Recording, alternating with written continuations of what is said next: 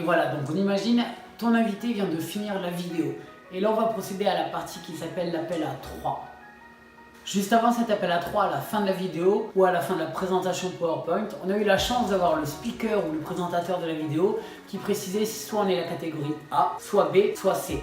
Donc la A, c'est les personnes qui veulent signer directement, donc on n'a pas besoin d'appel à 3, vous les signez directement. La B, c'est les personnes qui sont intéressées mais qui ont encore des questions. Et dans ce cas-là, on fait ce qu'on appelle un appel à 3. Et les C, la troisième catégorie, les C qui ne veulent vraiment pas faire l'aventure, en tout cas ils ont regardé, on ne va pas faire d'appel à 3, on leur dit merci d'avoir regardé, en tout cas ce n'est pas pour toi, mais ça me fait plaisir que tu restes concentré, à bientôt.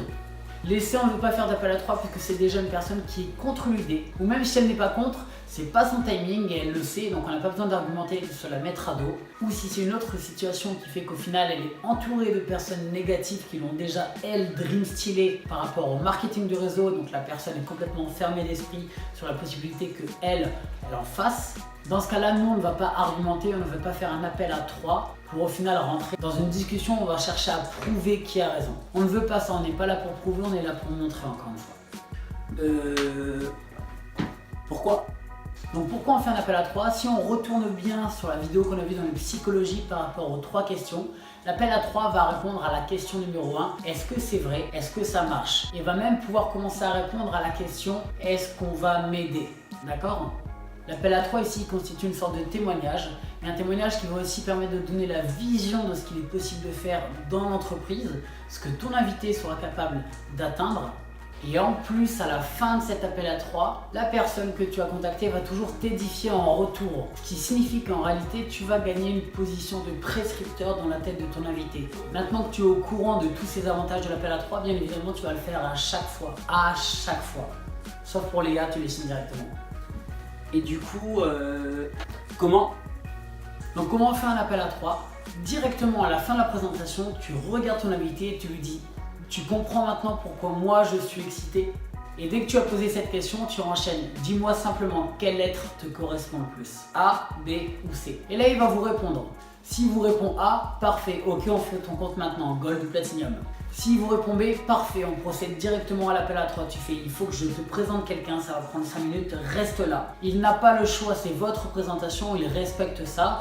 Il vous a donné 30 à 40 minutes de son temps. C'est encore dans le temps imparti, il doit encore vous écouter. Donc là, vous appelez directement la troisième personne, que ce soit sur Skype, sur Facebook, sur Zoom ou par téléphone si vraiment vous ne pouvez pas avoir de visio. Et une fois que vous avez cette personne, vous allez reprocéder à ce qu'on appelle à l'édification. Déjà de préférence, vous appelez une personne que vous connaissez, une personne qui a des résultats, ou une personne qui a déjà voyagé, ou encore mieux une personne qui a le même profil que votre invité.